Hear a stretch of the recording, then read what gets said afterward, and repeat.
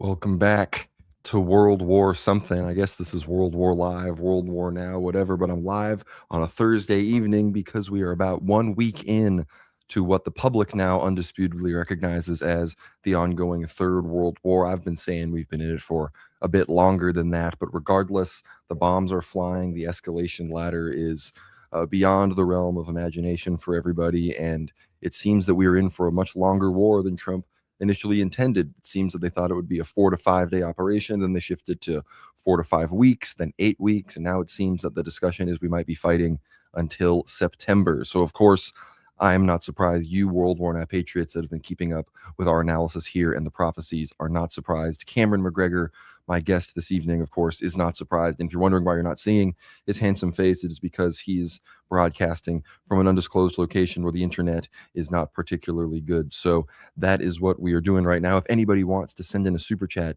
and get a question answered by myself or Cameron in the midst of all of this worldwide upheaval, please do so now. Unfortunately, once again, Substack is decided it doesn't want to stream. So I'm going to have to, maybe I'll troubleshoot that while Cameron is talking. But regardless, this will be uploaded to Substack afterwards if it doesn't stream right now on Substack. That's frustrating, but Mossad always is doing what they can to shut us down. We're also competing against Father Peter and the Orthodox ethos. So thank you all for so much for tuning in to World War Now. Cameron, how are you doing? It's good to have you on the stream this evening amidst all of this craziness going on. Yes, it is a chaotic time indeed, although one that, as you point out, was not all that difficult to predict for reasons that we're going to delve into on this podcast. It's great to see you, Conrad. Last time we were together, I think, was in Moscow a couple months ago. So it's good to reconnect. Let's talk about what's going on in the world.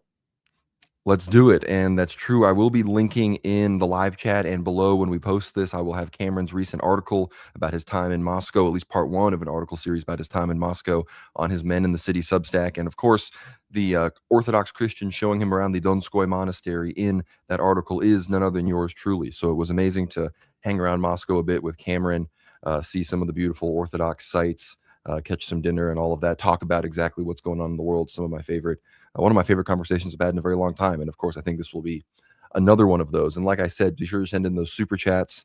We have $5 here from Stephen Sterling. I used to watch The Backlash. I always enjoyed Cameron's takes. Thank you, Stephen. It's always it's great to hear. And of course, Cameron, he's been doing a lot of great stuff on his YouTube channel and his Substack. So again, everyone be sure to check all of that out. But I guess to dive right in here, before I ask you about some more specifics about recent military operations and the economy and the closing of the Strait of Hormuz and the recent energy price increases and where that is going to go, I guess I just want to get your raw, unfiltered perspective. We're 6 days, effectively a week into what the Iranians are calling the Ramadan War. I'm just calling it World War III. And as this part section, I've preferred to call it the Purim War because that seems to be the numerological and kind of religious symbolism the Israelis and the Jews seem to have tied to everything. So what is your initial reaction a week in? How do you think the operation is going from an American perspective, from an Iranian perspective? Obviously, again, you and we saw this coming for a while, but what is your immediate reaction to the major events so far and how this is unfolding? Well, let me just say, from an emotional standpoint, it's very sad. You and I think a myriad of other folks, some in the United States, some in Europe, that are really keen on understanding the nature of the U.S. government and who controls it. We're not all that surprised by what's happening. But as you and I have traveled around the world, and certainly I have over the last few years, this has come as a tremendous shock to the world. I think to some degree, the Iranians are shocked, even though I think that they have been well prepared for this. Something I'll come back to in just a moment. But emotionally, I feel very sad, Conrad, because I have a lot of friends that are over there in the Middle East, people in uniform. I, as you know, was a surface warfare officer myself. I sailed through the Straits of Hormuz in 2008 as part of a deployment. I've been to every part of the Gulf. The North Arabian Gulf, the Central Arabian Gulf, the South Arabian Gulf, the Gulf of Oman. I've sailed through the Indian Ocean. So it's not all that unfamiliar to me, although it's been a long time since I've been. But I knew some 15 years ago when I sailed through the Straits of Hormuz that naval ships, platforms, etc., were vulnerable. And part of the reason I knew that is because I was a force protection officer. It was my job to protect the ship primarily in port, but also when we were under sea from asymmetrical threats. Now, at the time, those were primarily small boat attacks. Maybe they were mines, things like that. But obviously, over time, that's become a whole array of threats like drones, unmanned aerial vehicles, submersibles, a whole range of things. Probably some tech we haven't seen yet either.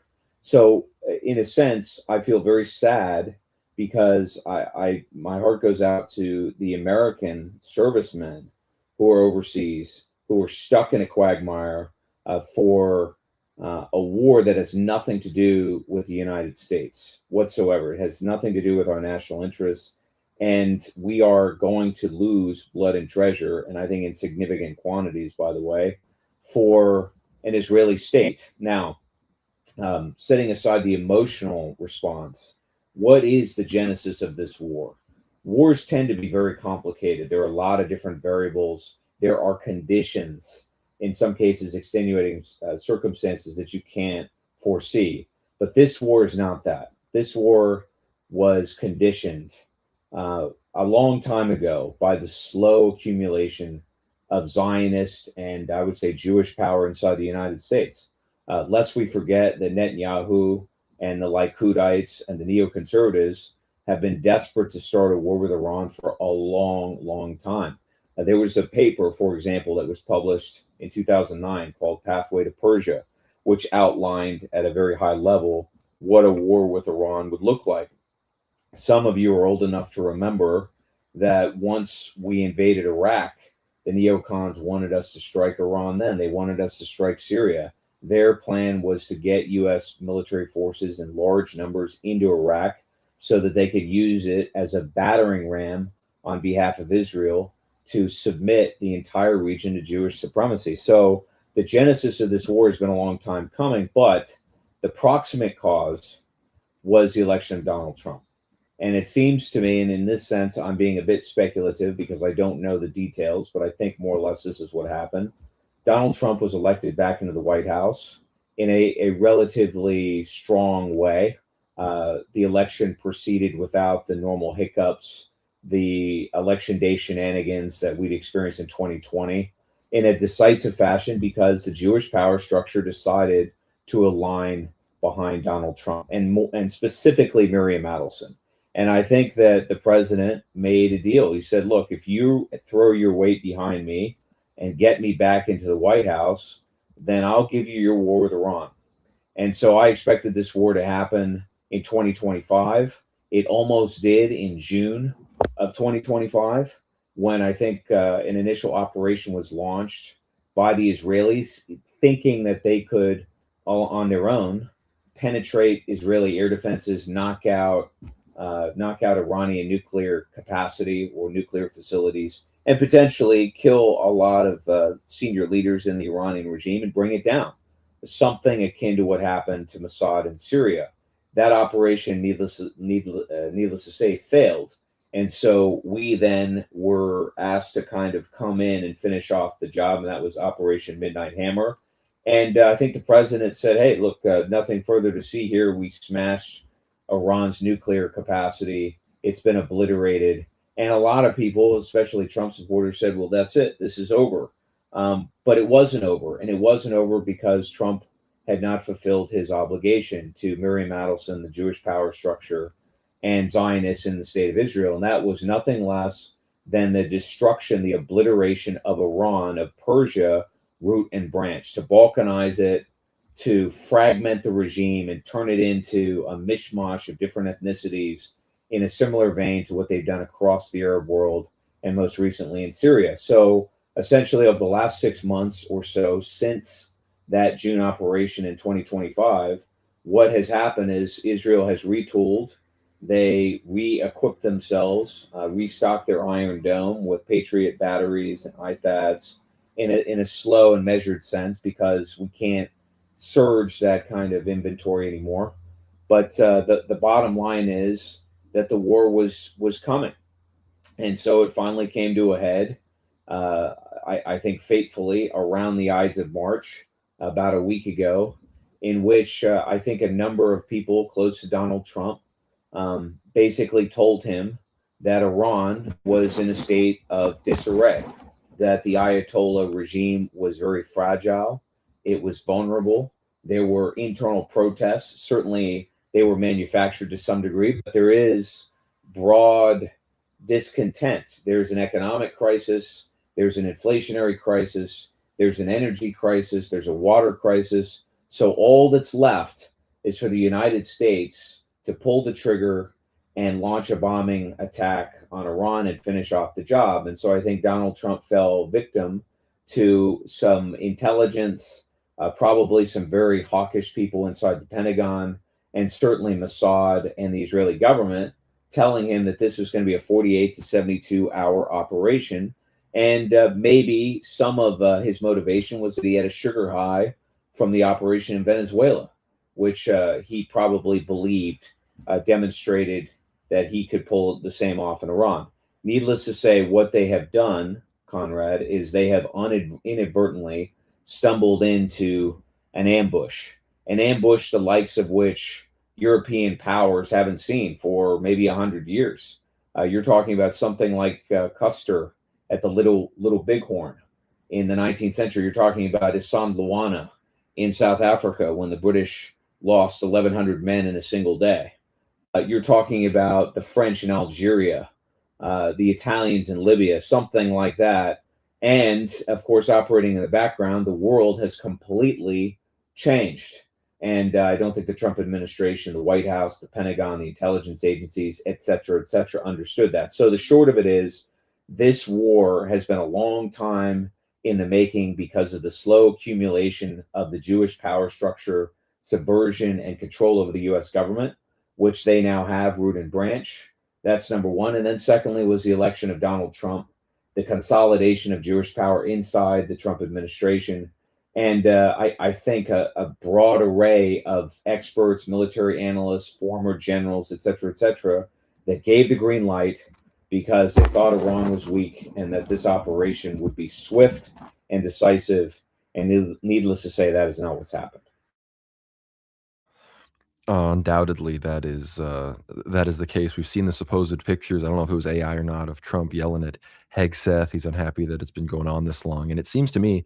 And I said this before it even occurred. I said this when we thought that potentially the strikes, before this happened and after the 12-day war, we thought that there might be decapitory strikes against the Ayatollah, and we said that this wouldn't be a decisive strike. It wouldn't succeed in overthrowing the regime, and it would actually make a peace deal and make de-escalation much less likely. And it seems that that's exactly what the assassination of Khamenei has led to. We see people in the streets, far more people in the streets, mourning and saying they're going to carry on his revolutionary legacy than people in certain small ethnic areas far away from strong IRGC control that are slightly coming out and saying, oh, whether they're like Pahlavi or whether they hate the Ayatollah or the regime or whatever. So we've got some more super chats coming in with questions, but I guess in the immediate news, some of the things that have gone on, of course, we've heard about the 3 F-15 shot down by Kuwait. There have been at least one, if not potentially 2 F-15s that, as far as I'm aware, despite CENTCOM denying it, have also been shot down by Iranian air defenses. We've heard of, I don't know if it was a destroyer or some other frigate of the U.S. Navy coming under IRGC missile fire. And the other thing I really want to get your perspective on is the strikes on Saudi Aramco, the strikes on Azerbaijan, the attempted strikes on Turkey, and the strikes on Oman, which I know the IRGC and Iran have explicitly denied that those were them. And then we also have the strikes on Cyprus, which they claim was from Hezbollah, which seems the most likely to me, but I believe that they never took credit for that either. So that could have potentially been, a lot of people speculated, Israeli American false flag to get the British involved and drag them into this war. So who do you think are behind the Saudi Aramco strikes and the other strikes on countries that, at least Oman, that Iran considers an ally? I frankly was surprised that the Iranians hadn't struck Azerbaijan sooner, but they denied that one as well. So who do you think is behind those strikes, and do you think we're seeing some psychological warfare going on here? Okay, so let's say a few things to begin the understanding, the discussion, if you will, of the military side of things, because the prevailing consensus to this day, to this hour, to this minute, in Wall Street, in Washington, D.C., certainly in London, across European capitals. And I think inside the Epstein class, root and branch, in the Pentagon, intelligence agencies, et cetera, is that Iran stood absolutely no chance of repelling, defending themselves against the United States. That was the expression of ignorance. And specifically, what I think we have to remember is something that Sun Tzu said, which was, I think, extremely apropos to what's happening. He said, tactics without strategy is the noise before defeat. What you're seeing from the United States and Israel are tactics. It was a tactic, if you will, to murder or focus on decapitation. And remember, this is something that the Israelis have done all over the Middle East. They've killed the leaders of Hamas, Hezbollah. They decapitated the Assad regime. And so their sense is that that's how you wage war. That is not how you wage war. Assassination campaigns do not equal a strategy that's going to bring down a major country, a major power like Iran. That's not the same thing. And so right off the bat, you can sort of see that we underestimated who we were dealing with. We thought that this was a backward regime run by religious fanatics. That's what Rubio said recently in his press conference. Hegseth has made similarly condescending and dismissive remarks. And what we've come to find out is a few things. One is that we had no strategy, we had tactics, and that our tactics had been tried and true and practiced for several decades. But warfare, fighting a major conventional war, and this is something we've seen in Ukraine, and yes, that relates very directly to what's happening in the Middle East. Modern warfare has changed. Now, conversely, Iran has had a strategy. And this is what has sort of trickled through various threads on Twitter. I think it's increasingly being dispersed in press outside of the West. But Iran has set up a very clear strategy. And that strategy is as follows: absorb American bombing, absorb a lot of these airstrikes, which, quite frankly, are focused on non-military targets. Flattening Tehran may look great on TV. That's not a military strategy. Bombing civilian populations has never worked, and probably will never work for reasons that you mentioned, Conrad. It only stiffens resistance. It radicalizes the population against you. So we have bombed probably a lot of dummy sites. We've dropped a lot of munitions from a very high distance that almost certainly has not struck the center of gravity of the Iranian defenses, which are spread out, dispersed across a massive country. Remember, Iran is a country of over 90 million people in the size of Western Europe. So this is very difficult to get a handle on and identify targets that have been hidden underground, that have to some degree been decentralized in such a way that local command structures can fight independently of some overall structure. So Iran's strategy has been absorb the attack, and then through these dispersed, sort of decentralized command structures, slowly escalate. Fire, older munitions, ballistics, use cheap drones that cost tens of thousands of dollars a piece in a slow escalation as the United States exhausts its munitions. Now, in addition to that, the Iranians, who were sort of caught flat-footed in June of 2025, within hours of being attacked by Israel and then the follow-on from the United States, they immediately began to strike all U.S. bases across the region. And they did so with precision. They've hit our radar domes. They've hit some of our integrated air defense systems, and they've knocked them out. And they've knocked them out in such a way that demonstrates, I think, conclusively a few things. One is that they had a very specific battle plan that was tied to these target packages. And secondly, that whether it's the Russians or the Chinese, they have satellite tech that's given them access to the locations, the specific locations of a lot of our defensive systems across the Middle East. So that means to say the Iranians, are in control of the escalatory ladder. They primarily focus on military targets inside Israel. Needless to say, it doesn't seem we've done the same thing in Persia. Again, we're reacting, they are proacting. Uh, I think it's likely, as you intimated, that the Israelis, Mossad, and others are deliberately sabotaging infrastructure and trying to pin the blame on Iran so that they can galvanize support across the region for Israel. Listen, Conrad, that's not going to happen. That is not going to happen. A few things that are occurring right now that I don't think people really appreciate is A, the regimes across the Middle East are very weak. They're very sort of incompetently run by, to some degree, an Epstein class of Arab elites that have mismanaged their own countries, that don't represent the Arab street, and have sold out to the United States and Israel over the objections of their own populations. So, to some degree, what you're seeing is these sort of fragmented or fragile regimes collapse in the Arab world. I mean, we haven't seen that yet, but you're seeing the beginnings of it.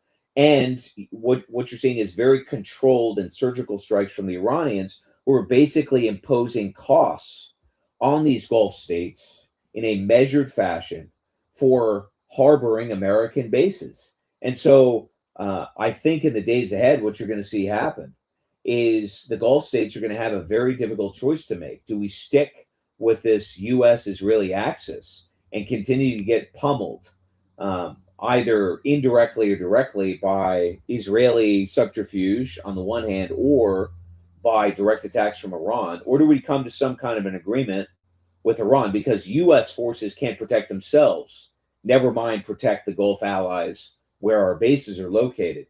So the Gulf states are going to fold like lawn chairs, is my view, and they are almost certainly going to fold into this broader house of Islam that I think is gaining momentum across the region.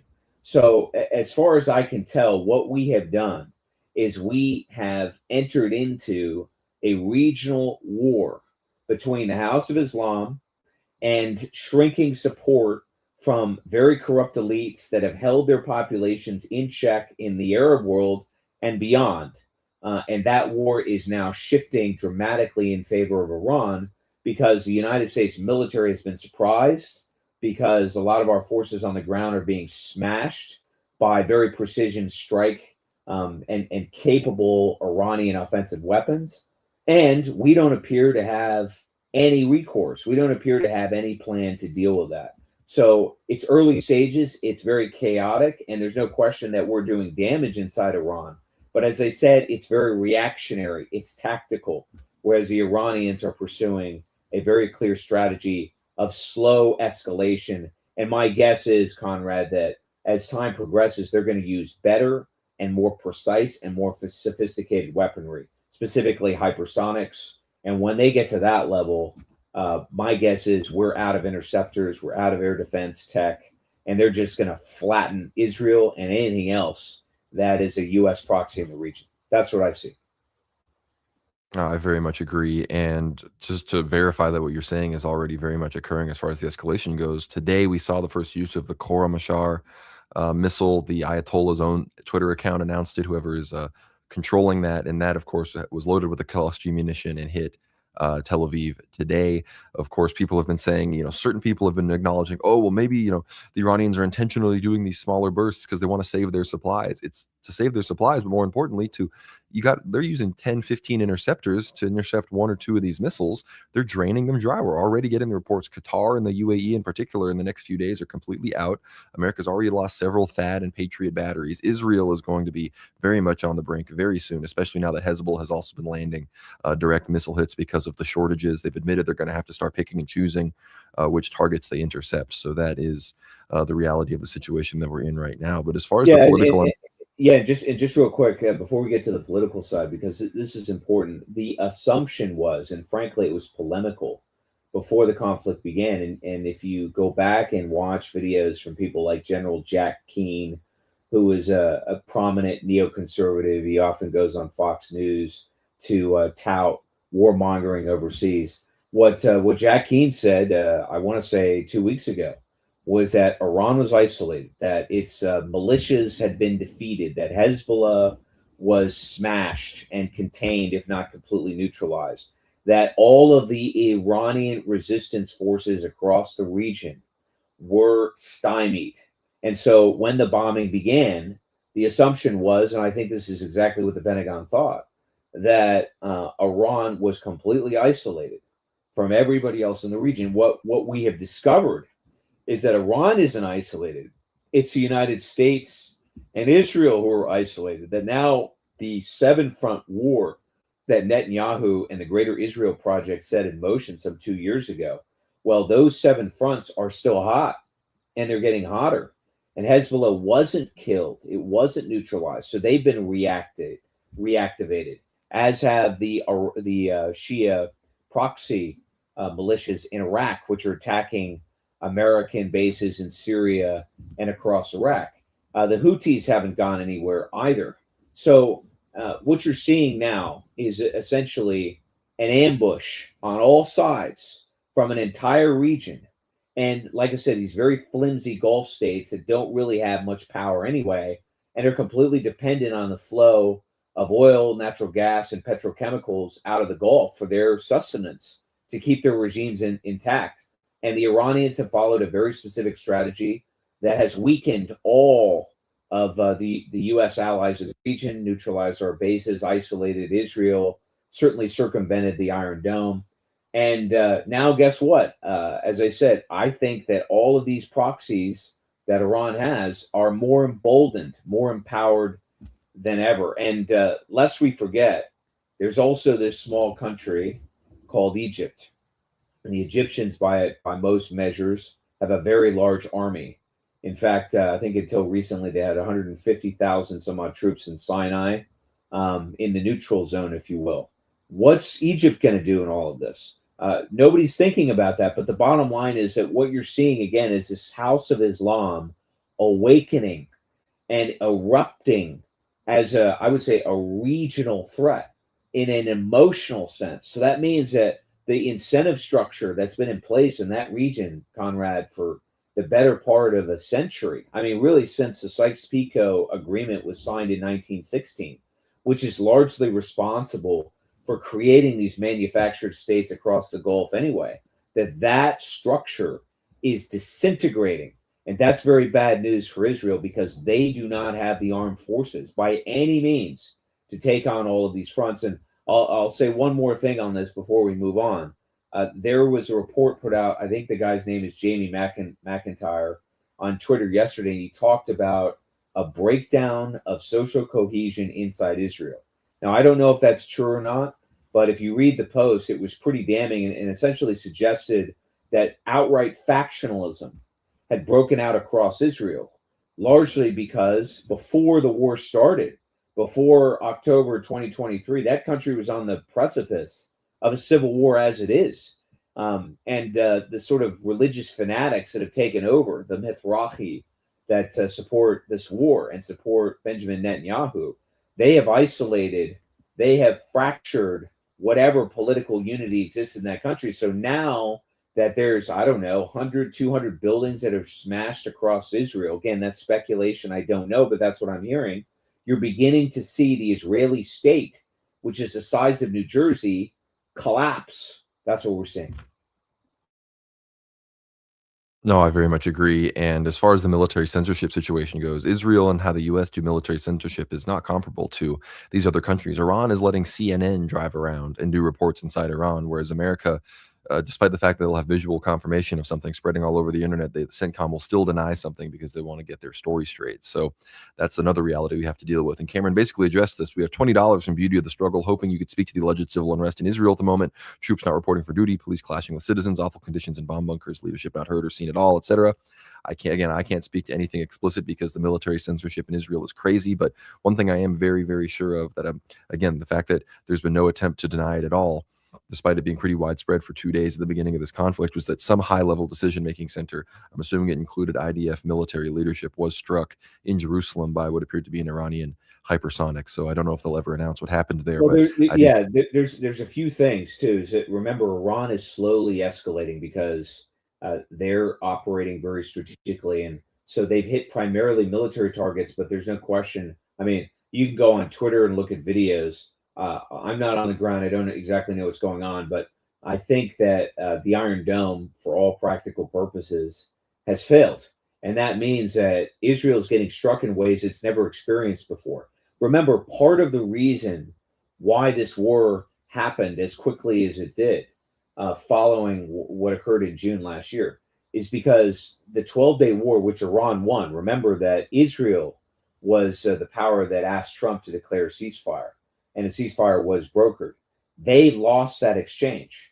And that was psychologically terrorizing for the state of Israel. And that what they realized essentially is that they had lost military hegemony in the region. And that's why they were so motivated to trigger the United States to get in, because they said the US has got to enter the Middle East immediately to neutralize the ascension of Iran, which can destroy us. They obviously miscalculated, and now the population is suffering as a result in ways that I don't think they expected. Remember, the Israelis were the ones feeding us a lot of the intelligence that said Iran would collapse within 48 to 72 hours. So I think the population has been completely shocked. Never mind the some odd, I don't know, 800,000 to a million, primarily Ashkenazi Jews that have left that country in the last 2 years because they disagree with Netanyahu's government as it is. And a lot of those folks are in Cyprus. They're in other parts of Europe and the United States. They fled because of the internal dysfunction inside the Israeli state. And the final thing is, from what I can gather, Netanyahu's not in Israel right now. So that means that your leader, be he a prime minister or sort of the spiritual leader of the country, politically or otherwise, he's missing in action. And see, these are the intangible things that everybody dismisses because they think that ultimately human beings conform to abstract systems. No, they don't. Human beings are complex spiritual entities. They need leadership. They need charisma. They need courage. And my sense is they're not getting that from Netanyahu, whose government is probably losing control of the country. So absolutely, I think internally things are very dysfunctional. And God knows what's happening with these reserves. Remember, Israel does not have a large population. So how capable is it of withstanding even weeks of what's going on? I don't think it is. And that's why it's going to lose this war. Again, if the war was going as well as the current Trump administration wanted us to believe, they wouldn't be loading up the B-2s with ranged missiles that they're exclusively operating from outside of Iranian airspace. Iranian aircraft are still in the air. The idea of total air superiority over Iran right now is nothing more than an Israeli lie. So I think Cameron's completely right with how the Israelis have sold us a bill of goods here. We have $5 from Jonathan Kelly's situation status monitored. I can assure you nobody is monitoring the situation harder than me right now. But what you said earlier about the Gulf states, Cameron, is so true. And I think that's one of the reasons why some people are asking, like, why is Iran striking Bahrain and the UAE almost as much as they're striking Israel? And I say because fundamentally, I think, at least with Bahrain in particular, I think the Iranians see a potential regime change on the cusp there. I mean, Bahrain is split down the middle, 50-50 Sunni Shia. The regime is very unpopular there. Country is smaller than New York City. A few of these bombs on this massive U.S. base that hosts the most relevant and strategically valuable naval base that we have in the region, you could easily, I mean, you see the videos, the Bahrainis are cheering on the Iranian strikes, especially the Shias, and are openly confronting the security forces there. Of course, we're seeing the assaults on Iraq as the Popular Mobilization Forces and the Shia groups there continue to mobilize. But I guess before I'd love to circle back and ask you about some of the naval. I guess I'll do that first, actually. Before we discuss the economy, which is one of the main things I want to discuss with you, we have to discuss some of the naval combat going on. Of course, the report is, 17 naval ships of the Iranians have been sunk.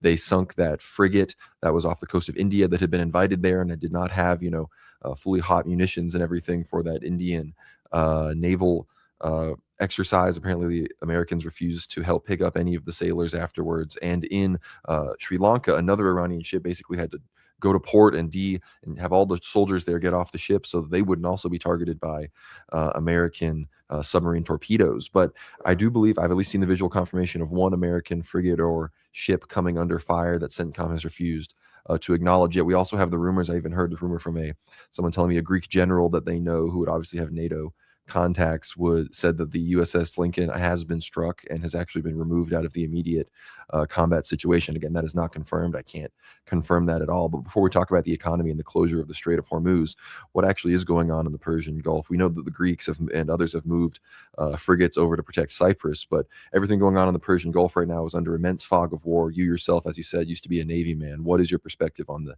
naval combat we're seeing right now? Because I've heard reports of more recent small boat usage on tankers and other U.S. ships from the Iranians, who, as far as their naval doctrine was concerned, that had been their recent focus, their mosaic small boat strategy, similar to drone swarms and whatnot. So I'd love your analysis on everything going on in the Gulf itself, naval-wise. Yeah, so let's start with Bahrain and the bases that you mentioned earlier being targeted by Iran across the region. So I think what the Iranians have concluded, and I don't think they're alone, by the way, Conrad, is that the United States and Israel are rogue states that can only be dealt with one way, and that is maximum military destruction and pressure. And so the Iranians have prioritized hitting our on land assets first and our naval assets second.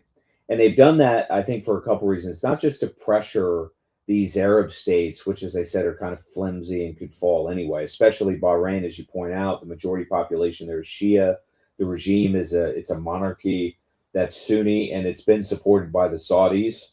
If you remember back in 2011, the Saudis actually deployed troops to keep Bahrain afloat. So it's very vulnerable. The Bahrain base, by the way, which I've been to, was crucial for naval power in the Gulf. It's essentially a rearming, refueling, resupplying station. And it's been, I don't know if it's been completely destroyed, but it's come under severe attack, not just from Iranian missiles and drones and things of that nature, but also from local Shia that want us out. And so effectively, what the Iranians are doing is they're trying to push the United States out of the region completely. And again, that is a very clear strategy that can be accomplished because we really shouldn't be there anyway. I mean, essentially, what you're seeing is the rusted, neglected residue of empire that nobody's paid attention to across the region. And to some degree, that's why Rubio was ambushed a couple of days ago when he had a press conference and was asked a lot of very heated and pointed questions by the press about our plan to evacuate U.S. personnel. I don't know how many people are still left in U.S. bases. They were supposed to be withdrawn. Remember when Trump was elected in 2016, Conrad, he was supposed to get our forces out of Iraq and out of Syria and out of Afghanistan, places like this completely. Well, that didn't happen. And so you have a hollow shell of a force, but a force nonetheless that's been left abandoned. Like I said, this is an ambush, and an ambush that we did not expect and we're not prepared for. So I think the Iranian strategy has been to smash those land bases first and see if they can push the United States completely out of the region. And by the way, that's where we're headed. That will be a strategic consequence of this war.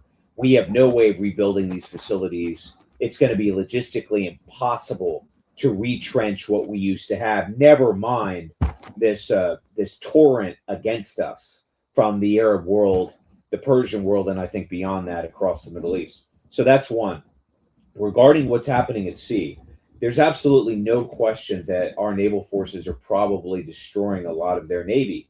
But this speaks to the regime change in warfare. It doesn't much matter. You cannot, as a sea power, defeat a land power. And Iran is a land power. It is not a sea power.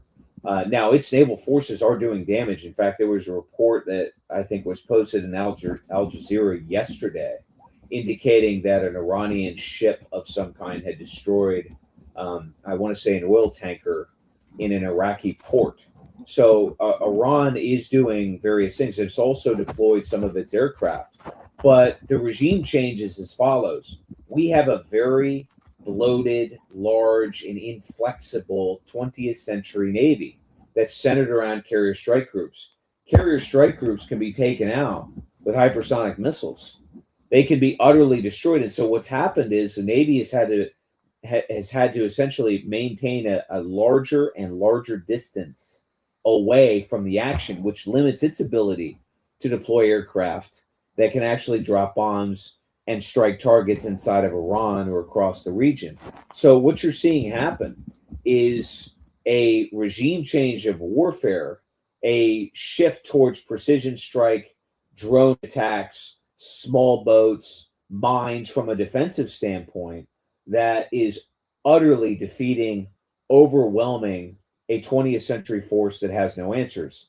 One other thing that's crucial to understand on this, and I can speak to this directly because I was a weapons officer on a USS destroyer, a ballistic missile Aegis class destroyer in 2008. They operate something called the Phalanx Close-in Weapon System, which is designed to shoot down incoming munitions.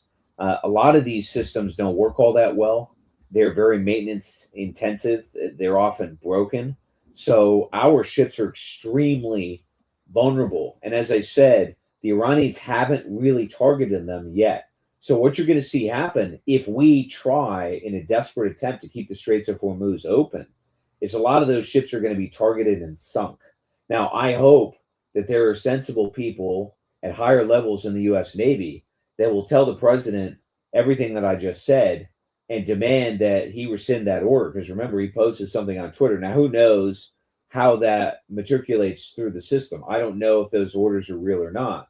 And just to be clear with your audience, what the president tweeted out is that to guarantee the flow of oil through the Straits of Hormuz, which at the moment is cut off and is generating an oil crisis and an energy crisis, what the president more or less said is that we were going to deploy U.S. Navy assets into the Straits to guarantee the safe transit of commercial shipping. Well, look, the Straits of Hormuz are incredibly narrow. I mean, I think you're talking about 18 kilometers across, something like that. So any number of drone strikes, missiles, mines, small boats will have a field day with any naval vessels that go through them. And so my understanding at the moment is that no commercial ships are going through whatsoever. And of course, we know that Lloyd's of London has, I think it's pulled all of its insurance contracts anyway.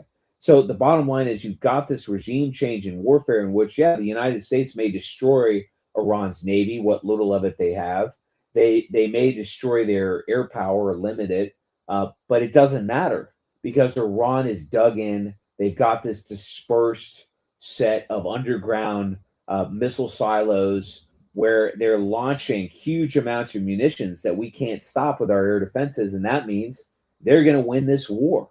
So this is a shock to a lot of doctrine, a lot of, I would say, anachronistic thinking in the U.S. military that completely missed what has happened. And just to be clear with you, I was in the Donbass, as I think you know, when I was in Russia. And I went to the front. I went to Adievka, which is about 15 kilometers from the Russian front, at least it was when I was there. And I was told if you see a drone, basically you run that way and I run that way, and whichever way the drone targets, it's been nice knowing you. Drone warfare has changed everything. Any concentration of force is extremely vulnerable. And remember that a lot of these drones, they operate in different ways. Some are guided, some are proximity. You know, some carry direct fire munitions. I mean, it depends, but they're just not very expensive to operate, and they neutralize forces operating on the ground, which again sort of neutralizes our potential to deploy ground forces, which you're now hearing the Pentagon talk about openly, which would be suicidal for U.S. Marines or U.S. Army personnel. If they're deployed on the ground, they're going to get killed. They're going to get killed from the air by these missiles. They're going to get killed by drones. So warfare has completely changed. Our naval capacity at sea, yeah, it surpasses theirs, but it's basically neutralized because of this regime change. And then finally, eventually, Iran is going to target U.S. naval platforms if they're still in the area with hypersonics, and then you're going to see some real destruction. As far as the damage they've done to date, I don't know. It's just too difficult to say right now. I would be very surprised if they haven't damaged at least a frigate or a destroyer. The carrier, I'm less sure of because they're so far out. Either way, like I said, the longer this goes on, the more sophisticated weaponry the Iranians use. If our naval forces are still in theater, or if they disastrously try to escort ships through the straits, you're going to see massive carnage. Thank you for the $50, DJZ. Really helpful. But no, I think the carnage that we're seeing already at the bases. I mean, as I started the show, there'd been a fire burning at the Kuwait base for hours at this point. So these places are being completely evacuated. You mentioned the Iranian strategy to push everybody out.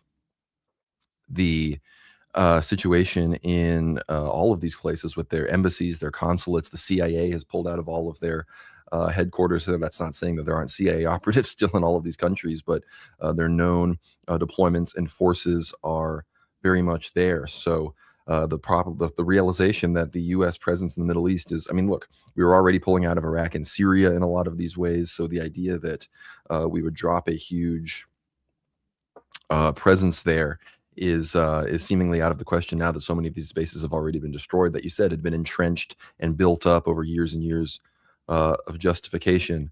We have $5 from Rasputin Archive. Iran missiles down 86%. We already addressed that. It's strategic. That's also not even true. They launched one of the largest salvos today. Nuclear capability inexistent. They never claimed to have had nuclear weapons. U.S. air superiority, complete lie. Considering they're mostly firing Israel and U.S. Planes from outside of Iran, and Iran had planes up in the sky. Visuals confirmed as of this day. Hezbollah obliterated. Hezbollah successfully had 3 touchdowns today. Are we winning yet? Not if you're a Jew. So there are your answers to that. But Cameron, I wanted to ask you about the economy, the economic situation. The Strait of Hormuz has its traffic reduced 90%. Iran has hit over 10 ships. Plus the one you mentioned in the port. I want to ask about the Kurdish land incursion in 1 second, but I really want to make sure, because you're an economy guy. Really, I think I watch a lot of your content about that. So what do you think are going to be in the next weeks and next few months? What are going to be the economic ramifications of all of this? We're seeing the Asian stock markets respond first, and in the past 2 days, we've really seen the energy prices really start to rise. So what can we expect economically speaking in the next period? So this is an economic disaster. There is absolutely no question about that. The first thing that all of you need to understand is that the oil market in particular, and remember that without oil, natural gas, fossil fuels in general, there is no modern economy. If you don't have cheap power, cheap energy, you do not have modern economy. Period. The oil markets in particular are priced globally. So, yes, the United States, for example, is more or less energy independent. We have abundant natural resources, specifically oil, we have natural gas. However, because oil is a global market that's heavily influenced by traders, that's heavily influenced by OPEC, that's heavily influenced by the Middle East, which is crucial, less so to us, obviously, more so to the Europeans and to the Asians, especially the Indians, the Chinese, the Japanese, the South Koreans. This is going to create a recession, a global recession at a minimum. Now, one of the reasons I mentioned that is I think if you look at the data in the United States, so we know, for example, the labor market has been weakening structurally for years. I want to say since COVID in 2020, specifically new businesses, small businesses have been all but destroyed. So that's been operating in the background for some time, and to a large extent, that explains why you see the BLS come out with these jobs numbers, and then all of a sudden they're revised down. In some cases, in a lot of cases, they're revised down substantially. We have been either hovering on the cusp, or sort of dancing on the line of recession, or we've been in recession already for some time. However, historically, if you go back to 2008, you go back to 99 before the dot-com bubble burst in 2001, following the terror attacks, one of the telltale signs of a recession, you might even argue it's a trigger, is a spike in the price of oil. So if we're not in a recession already, and I think you could make the case that we are, and we've been in one for some time, this will get us there. That means inflation is going nowhere but higher, especially in energy, which is problematic enough for average Americans who are already contending with high grocery costs, high rents. Interest rates are rising on mortgages, as we know. So the majority of the American population is going to feel this. They are going to be affected directly by this. And what's interesting to note about that is over the last few days, I have followed very closely not just the oil markets, but what Wall Street has been saying. Wall Street has said that the Iran-Iraq war, excuse me, the Iran-Israeli war, the Iran regional war, which is what it really is, that will have a marginal, imperceptible effect on global supply chains and the oil market in particular. Well, I think that's already been disproved, but Wall Street hasn't figured that out yet. Their assumption is that the U.S. military has escalatory dominance, that eventually Iran will fall, and that this conflict will be resolved quickly. Well, we've seen evidence that that's not the case. I think LNG in the region, specifically in Qatar, has been completely shut down, and you've heard various timelines given for when it could be reopened. Same thing with the Straits. Well, it'll be reopened in a week or what have you. Look, who the hell knows if any of these things are going to come back online? And then remember, what happens if Iran does decide to strike a lot of the oil infrastructure across the Gulf? Why would they do that? Well, because the war gets worse, because it escalates across the entire region. If something of that magnitude happens, it will be catastrophic for the global economy, especially for the Europeans in the initial phases, because they depend on the Middle East for LNG, for natural gas. They depend specifically on the Middle East for jet fuel as well. That's the jet fuel complex is indispensable to European airlines, commercial airliners across Europe. So those costs are going to go through the roof. I mean, you could see rationing happen in Europe. Now, I don't know that those things will happen in the United States, except to say, again, I think it will push us into recession. Now, those are some of the proximate consequences or the initial consequences. What about the downstream consequences? Well, if the Straits of Hormuz is bottled up, then I think almost certainly the Suez Canal will be bottled up. Yeah, that'll affect energy, but it'll affect a whole range of different commodities that have to transit through those crucial global supply chains. So now you're talking about much bigger impact on the agro-industrial economy around the world. All right, not just energy, but potentially affecting food supply chains as well. So the bottom line is that in a very specific and defined sense, if this region has in fact plummeted into a regional war, and I think it has, then you're talking about at a minimum a global recession and potentially a global financial crisis. Now, remember that there's lots of insurance contracts and derivatives that are also priced around all of these things. They will blow up as well. So you're going to get a financial crisis on top of it. No, again, the financial crisis was coming, as I think you mentioned, pretty much regardless eventually, and this is now going to expedite that. And the Asians are not just going to suffer economically. The American Asian allies right now are suffering from having defenses relocated to this conflict. We saw the Palantir's CEO meeting with the new Prime Minister of Japan, who's about to remilitarize Japan, finally move them into having a modern military ever since they'd been kneecapped by the response to World War II. But that is, of course, exclusively for the U.S. to use them as a staging ground against China. We have $10 from Stephen Sterling. Thank you for the $10. The best kind of comment without any questions. Just kidding. Ask whatever questions you want, guys. $5 from Rasputin Archive. Appreciate the response. God bless. Not a Jew, by the way. It's all good, man. God bless you. Love the content. We'll do our episode and show part 2 of our Rasputin episode soon. But I got to tell people, if you're going to ask questions and the questions have all already been answered on the stream, I'm going to be hesitant to answer because you clearly weren't paying attention. $5 from Stephen Sterling. What potential is there for Red Sea to be closed off? I was going to address this next with the Houthis. Abdul Malik al-Houthi today said that they are ready to start standing with Iran. I don't know if they're waiting for orders from Iran, the best way they would be effective, or if they are waiting till the regime becomes under a greater threat, because Hezbollah said that they wouldn't even enter the conflict unless the Iranian regime came under threat. But the Israelis had been escalating so much against them at this point that it seems that they realized they needed to get in anyway. But any thoughts on, you did just mention the Red Sea and the Suez Canal, Cameron. Do you have any thoughts on why the Houthis might be playing it the way they're playing it? So I would fully expect the Red Sea to be affected. I think the Houthis are going to come in.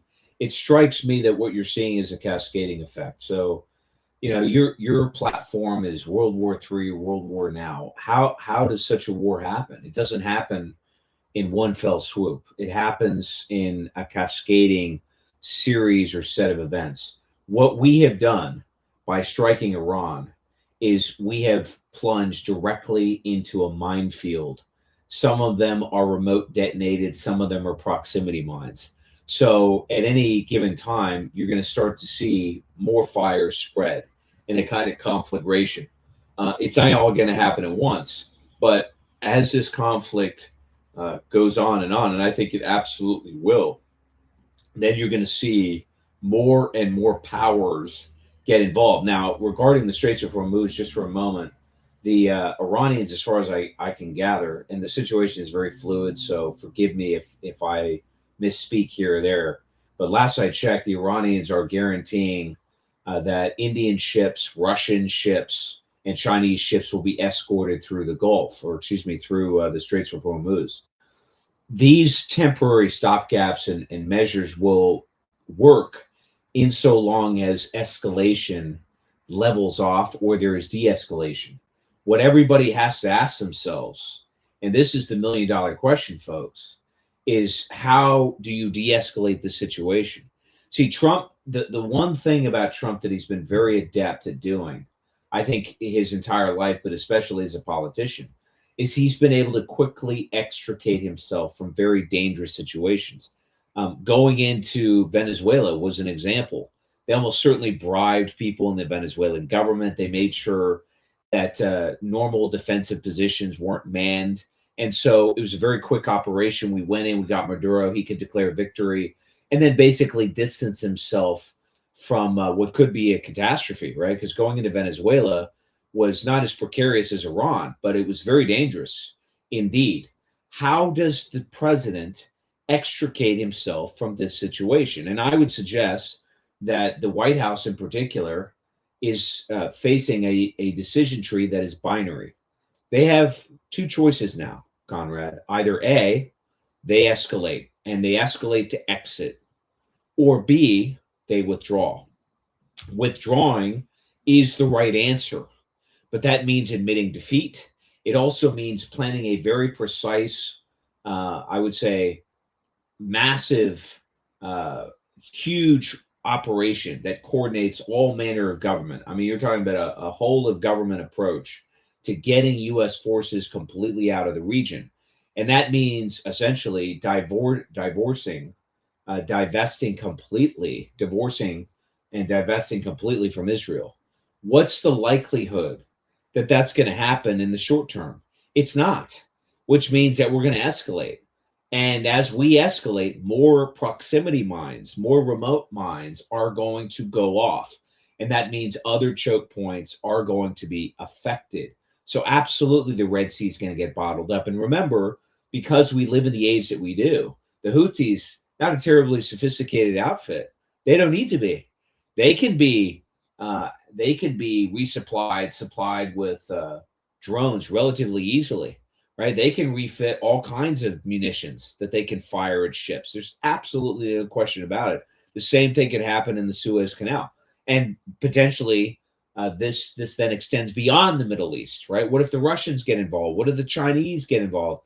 Then you're back to Conrad's scenario of World War now. So that's the precarious nature of the situation that we're in. How do we de-escalate? There's really only one way to do it. That is to withdraw our forces. We're not going to get a ceasefire from Iran. We have backed them into a corner. We've destroyed any goodwill that could potentially lead to a ceasefire or return to negotiations. And Israel is getting absolutely it's getting absolutely destroyed, right? It is being pummeled. So I think the play going forward is escalation to exit, which most presidents tend to fall for. And as that unfolds, other proximity mines are going to go off. So there's no telling where this stops. That's how ugly the situation is, ladies and gentlemen. One other thing I want to say here before we move on is that this is the end of Donald Trump. This is the end of MAGA. His support is bleeding by the week. It was already plummeting. It was already sinking before the war started. Now you're going to see the disintegration of the MAGA movement, full stop. And ladies and gentlemen, that could mean that the 25th Amendment, which essentially exists to remove a president for competency, that could be triggered if he's the fall guy for this entire disaster. I think that that is getting likelier by the week if this is not resolved quickly. And as I said, I do not see how it can possibly be resolved quickly unless we decide to withdraw and take the sort of bloody hit that we've gotten and come home. I don't see us doing that. No, I feel the exact same way. And with MAGA being over, it's already over. It's even more so over because Trump appointed J.D. Vance clearly as his successor. And J.D. Vance is the one that was pressuring Trump to even go bigger and stronger than he even wanted to. So, yeah, it's very, very much over. And I have a good question here from eWar Mapping that I think is a good transition into what we want to talk about here. I know you have some limited time, Cameron, so I want to get your thoughts on this. We have $5 from eWar Mapping. I saw where Elder Joseph of Atapidi said the Americans will invade the coast of Iran, but we'd be defeated due to Russians helping Iran. Is this real? And it is true here, page 579 of the Eschatological Visions of the Blessed. It says, then the Russians will move south to help their Arab allies, also the Iranians, who will be under attack by the Americans. The Americans will have occupied Iran's coastal zone after a fierce struggle, but they will not be able to advance inland due to the strong resistance they will face. And we are hearing that troops on the ground are very much on the table for the Americans.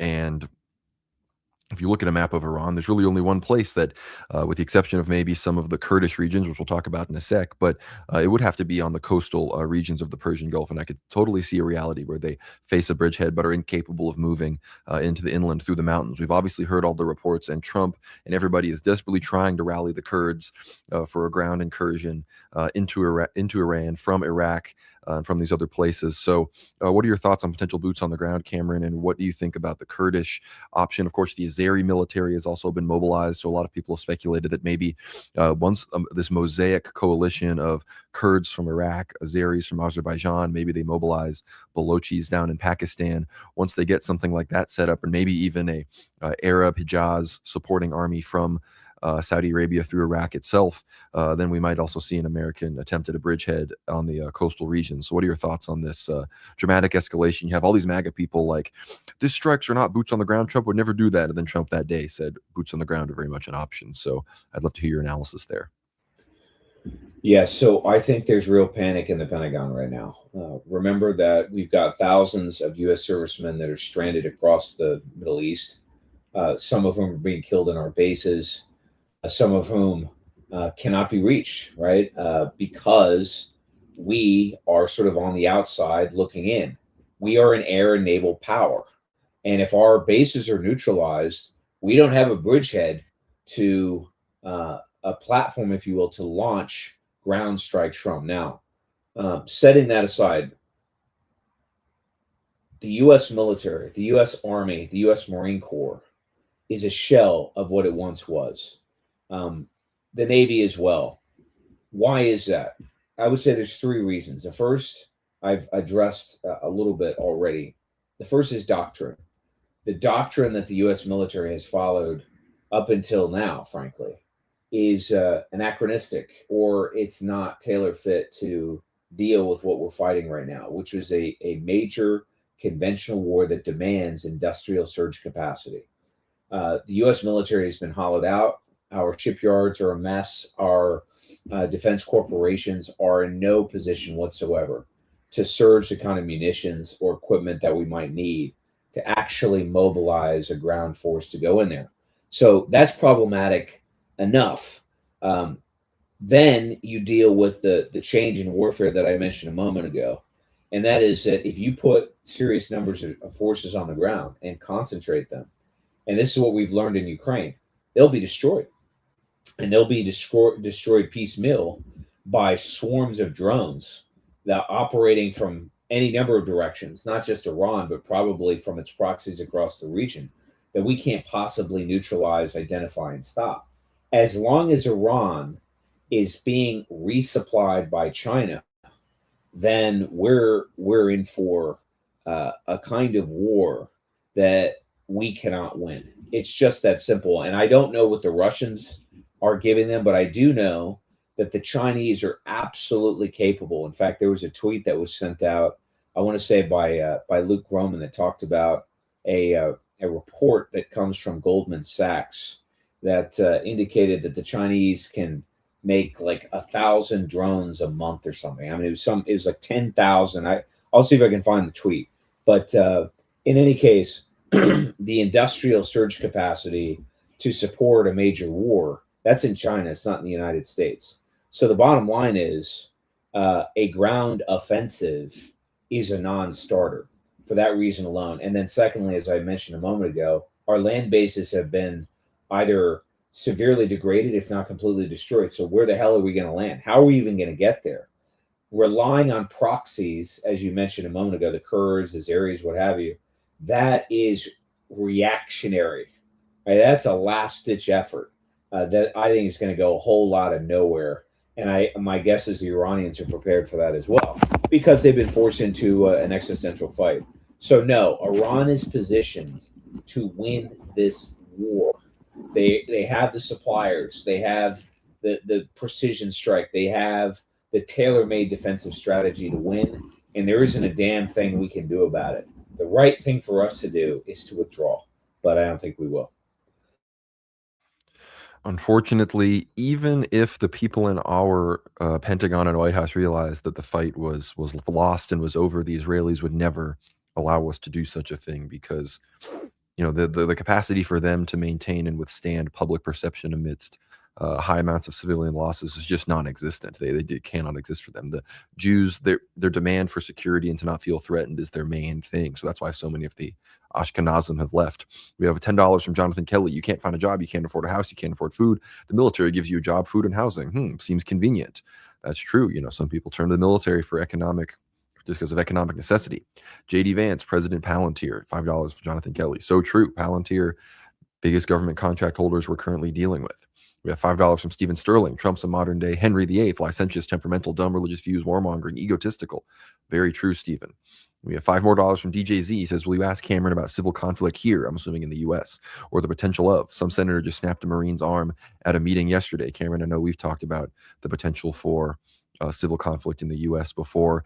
I don't know if necessarily that would happen because of this war. They really did shut down the Palestine protests pretty hard, but you can be sure that Palantir and the domestic monitoring services are very much on it should something like that occur. Well, let's talk about this for a moment, because what's happening in Israel and that McIntyre tweet, which is pretty shocking. I mean, if you look at it, he talks about, as I said a moment ago, factions emerging in different parts of the country, breakdown in social cohesion, the reservists refusing to show up for duty. To think that could not happen in the United States, ladies and gentlemen, is a mistake. What you're seeing happen, not just in the Middle East, but domestically too, and we've seen this sort of skirmishing happening in Minneapolis and Los Angeles and other major cities like that, is the breakdown of authority because of a government that's not properly organized on the one hand. I mean, the structure of government itself in the U.S. is backward for reasons that I can get into another time. But on top of that, I think we have some of the most incompetent people running the machinery of government that we've ever had, the Europeans as well, which is in part why you're seeing this debacle happen in the Middle East. And remember that for years, people have told me that the most competent wing of the government is the U.S. military. Well, how competent does the U.S. military look today? All right, we have a Ken doll as Secretary of Defense promising that we may use ground forces to attack a country the size of Western Europe that is well equipped to eviscerate any forces that are on the ground because warfare has changed. So what could happen here is a daisy chain of incredibly bad shit. Number one, I said a moment ago, you're going to get a recession at a minimum. Why is that so consequential? Well, if the U.S. stock market is negatively affected by this, then you could see the deficit that we've already got, which is in the trillions every year now. And remember that Donald Trump all but abandoned any effort to retrench the government financially. We could easily fall into a debt doom loop. Historically speaking, whenever there's conflict, whenever there's kinetic activity, the safe trade has been the dollar. It's been to move into US dollar denominated assets because people trusted the full faith and credit of the United States. They trusted US stocks, bonds, especially treasury bonds, et cetera, et cetera. Well, that's not the case anymore. In fact, globally, investors are fleeing the dollar. That means that if the stock market loses confidence because they figure out that this war is a disaster, there's an energy crisis, there's a recession, et cetera, maybe the private credit markets, which are already under strain because of a lot of I would say corrupt and negligent lending that's been going on in the private credit or the shadow bank systems. You know, these are like KKR and BlackRock and Apollo. They have been lending out money unscrupulously for a long time. And so a lot of these bets that they've made are blowing up. If all of that sort of cascades and you have a war that we're losing overseas, that means that the Trump administration implodes. I mean, it's just that simple. And if Donald Trump is removed from office, remember the constitutional chain of authority then leads to J.D. Vance. He's the vice president. Then it leads to the Speaker of the House, Johnson. Then it goes to the Senate Majority Leader or Senate Pro Tem in the Senate. None of these people, ladies and gentlemen, are capable of holding together a government that's internally sort of cratering for the reasons I mentioned a moment ago. The structure is kind of broken, it's discombobulated, and the country itself is divided, and divided racially more than anything else. I mean, everybody talks about the economic inequality. Yeah, we know about that. But today, officially, the white population is 53% of the US. What is it really? It's probably in the high 40s, maybe lower than that. So those numbers suggest that we're on the cusp of massive tribal conflict. Now, how could such a thing occur? Well, a lot of the non-whites in the United States that live in the cities in particular, a lot of your illegal immigrants, they depend on federal benefits to subsidize their livelihoods. They depend on food stamps. They depend on Medicare, Medicaid, all of these programs that all of a sudden may not be affordable. So again, just to be clear, let's add these things up together. You have a presidential administration whose base has abandoned him because he started a war that's killing Americans, that we're losing, that's causing an energy crisis, an economic recession, et cetera, et cetera. You have a structure of government that's not prepared to sort of concentrate power to hold the authority of the country in place or to mitigate anarchy. Then you've got a population demographically that's completely divided economically, racially, culturally, et cetera, et cetera. That's a combustible mix that could make this country look a lot like Israel is today, a sort of frazzled, fragmented mess. Now, I happen to think, and I've argued in my videos and my essays, that this is where we're headed and that this is actually going to save the United States because it's going to galvanize the white population, who I think is going to mass mobilize. By the way, I think very similar things are going to happen in Europe. This, in my view, Conrad, is where we are headed. And soon. And if this war, as I said, does not stop, if these fires aren't contained, they're going to burn everything down and force the issue. I mean, this is what we've called in the dissident space or online for a long time, accelerationism. That's what you're seeing. So I think all manner of bad shit is possible, especially if the U.S. government led by an elected president, Donald Trump, loses control. And it looks like he's beginning to lose control. Certainly, he's losing control of what's happening in the Middle East. Undoubtedly. And everything you just said is likely, and you didn't even touch on the reality of the situation that a lot of my audience is familiar with, which is that as these prophecies unfold, America is expected to be hit with numerous extremely debilitating natural disasters. So imagine this war is dragging on for 6-7 months. And then at the end of June, some American city gets hit with a Katrina-level hurricane or something on the West Coast happens. Is Donald Trump going to be able to hold the country together in the midst of all of that?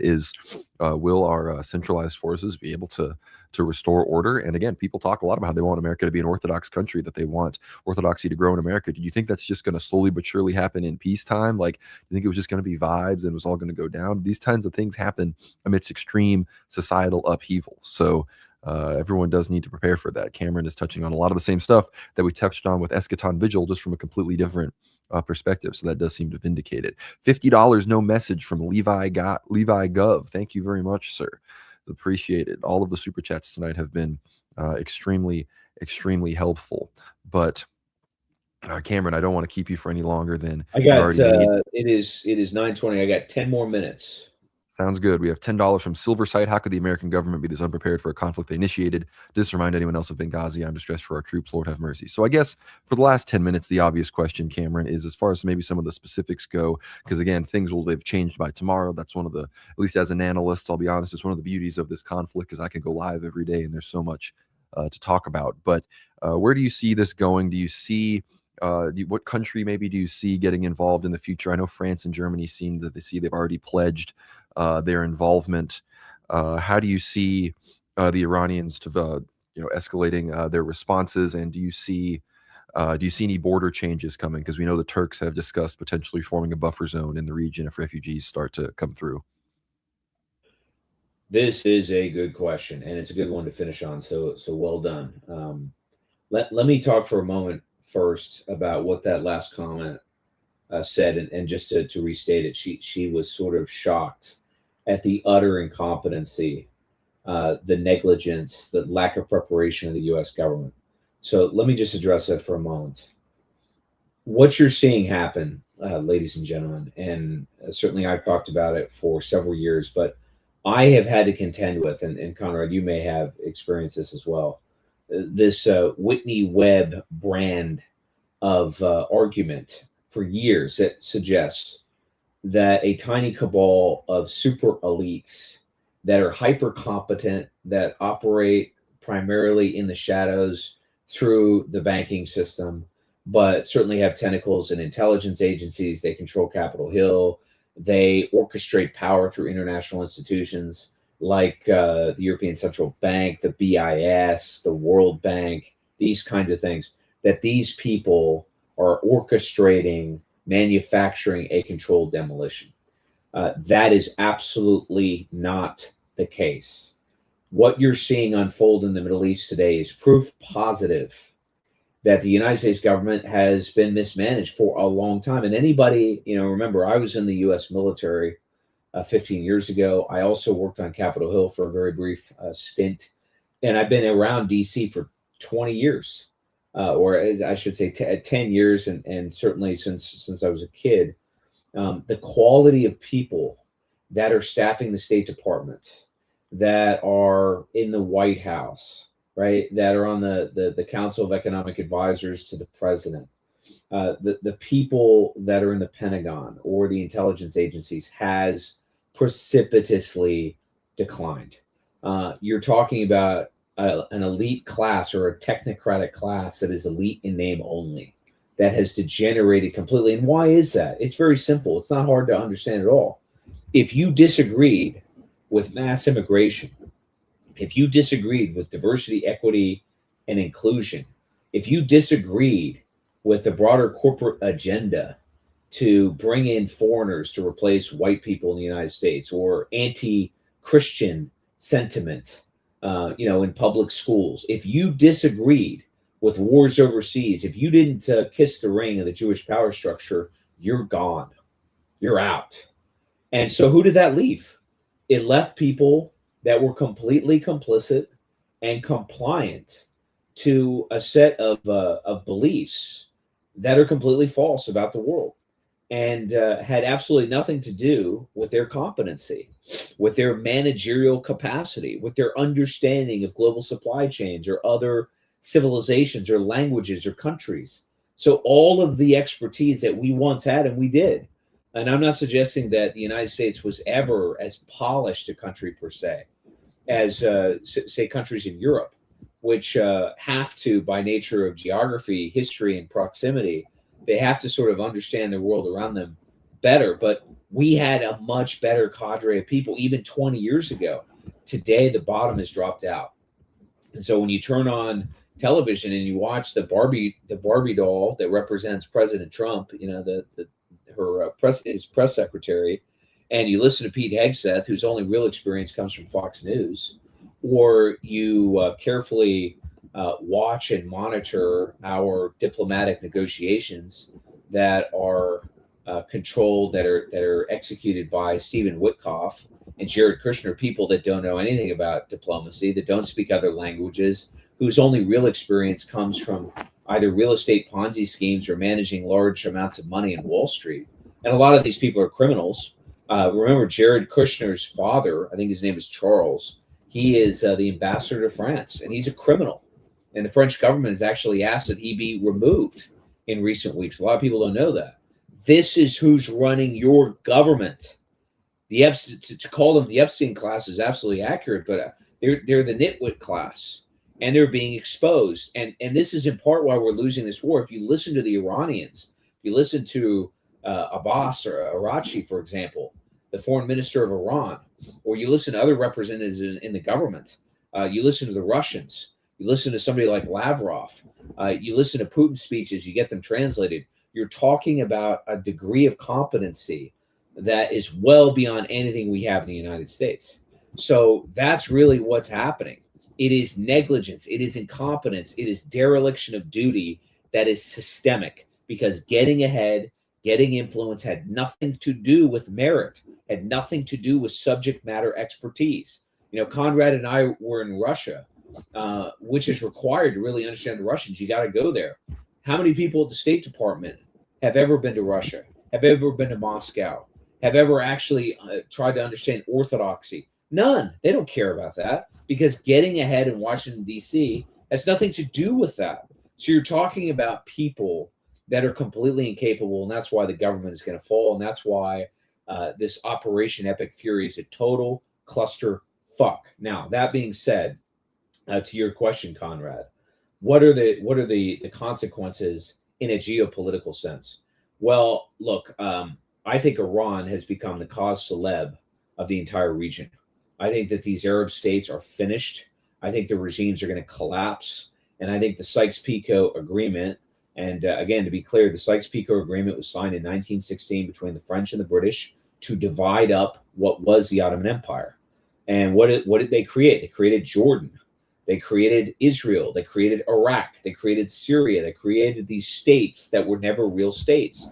And so 100 years later, here we are. Now these hollowed out regimes are finally collapsing. And yeah, that's going to create a lot of chaos. It's also going to lead to a more stable, a more, I would say, sustainable environment in the Middle East, a geopolitical structure, if you will, that actually reflects power dynamics in the region. To some degree, that's what you're seeing. Israel has been perceived as the dominant power in the region. Now that's over. Now you're seeing the ascension of a power like Iran. Okay, what about these borders? I think, in addition to the Arab states falling, I think that Turkey is going to come into this. I think that the Turks are spoilers. So everybody assumes right now that the Turks are a member of NATO, that the Turks basically will do the bidding of the Israelis, because that's the way things have gone for the last several decades. I think that's over too. I think the Turks want to reactivate, reanimate their empire, which I just mentioned a moment ago, stretched all the way to Egypt at one point. So their interests now, I think, may directly contradict the Israelis. And remember, when Turkey and Israel struck Assad, essentially Syria became a Turkish proxy state anyway. So you're going to see the Turks finally come into this, but they may not come on the side that you think. They may actually come on the side of the Iranians. Could there be a broader rapprochement between the Saudis and Iran? Maybe.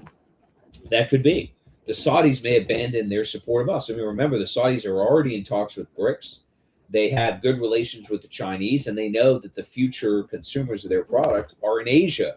They're not in the United States. They may not be in Europe either. So you could see a new power structure based on a relationship between the Sunnis and the Shia. That's possible too. I mentioned Egypt a moment ago. Egypt is not going to survive as a lackey of the United States either. Yes, the Morsi regime and the various military authoritarian states that have been held together by U.S. and Israeli funding for 50 years, right, since 1973, that's going to end. I think that's going to sunset. So as all of this reconfiguration happens, I find it hard to imagine that the Russians don't come into this, that the Chinese don't come into this. They will be involved directly or indirectly. However, I will say this: the Russians, who are largely focused on their near abroad and winning this war in Ukraine, and the Chinese, who are largely internally focused. And remember, the boogeyman for the Chinese is not the United States; it's Japan. It's Japan. These powers are primarily focused on their region, so I don't see them necessarily coming in with heavy weight per se, but they will absolutely honor their strategic alliance with Iran. And as we sort of descend because we're losing this conflict, you will see the emergence of a new multipolar world.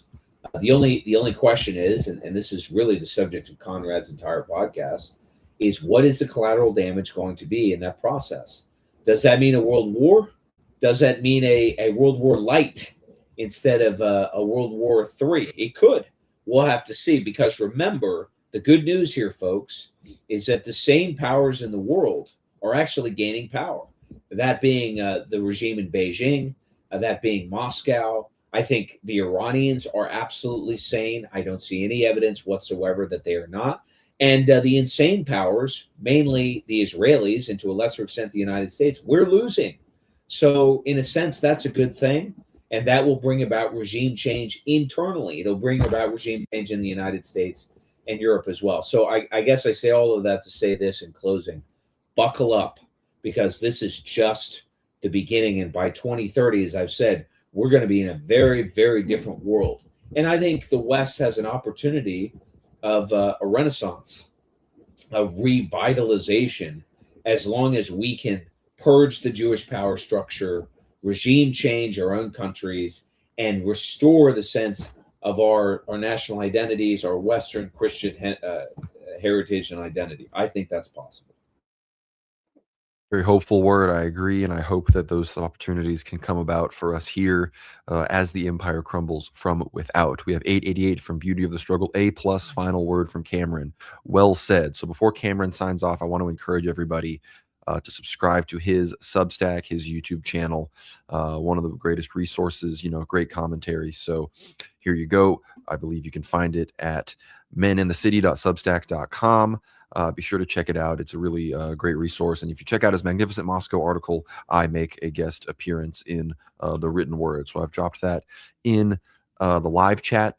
And Cameron, feel free if you need to sign off. If you want to tell anyone else what you're working on lately or where people can find you anywhere else, feel free. But thank you so much for joining the show. It's been a pleasure.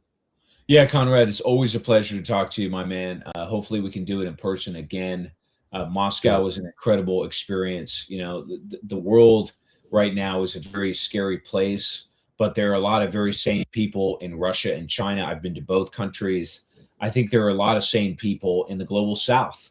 And certainly once you get outside the governments in the West, you'll find the same.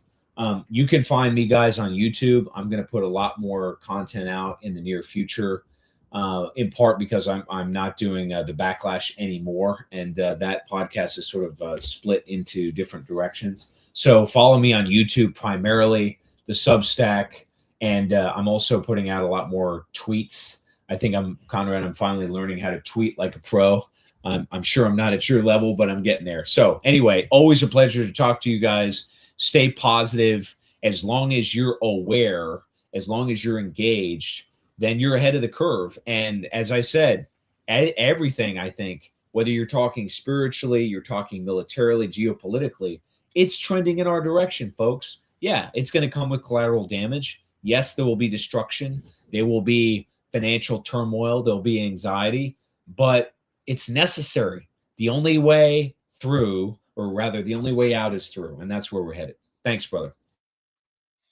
Thank you, sir. We'll do it again soon, and I'm sure there'll be more and more to talk about. So thank you for joining us, and I'll be on here for a few more minutes here with everybody if they want to keep chatting, send in any more super chats. We might play some Ethno Guesser at the very end, but I want to thank everyone for tuning in and check out all of Cameron's stuff. It's really, really very important. So with all of that, I want to thank you all for being here. Of course, since we started the show, we've had some more updates on the Ali Salam Air Base in Kuwait, major fires and impacts at the city there.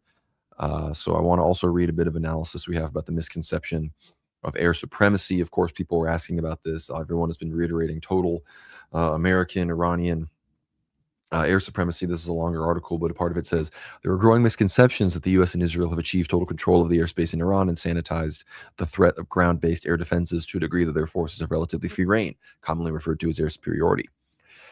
This is absolutely not true, nor has this been the outright claim of the U.S. military. It also should be of no surprise at this point in the campaign. Of course, I mentioned how the specific bombers and missiles that have been loaded onto the B-2s and others are ones that are very capable of firing into Iran from outside of Iranian airspace, from Syria, Iraq, Azerbaijan, any of these other places. So that is very much what is going on right now. Hold on, got to send Cameron something really quick.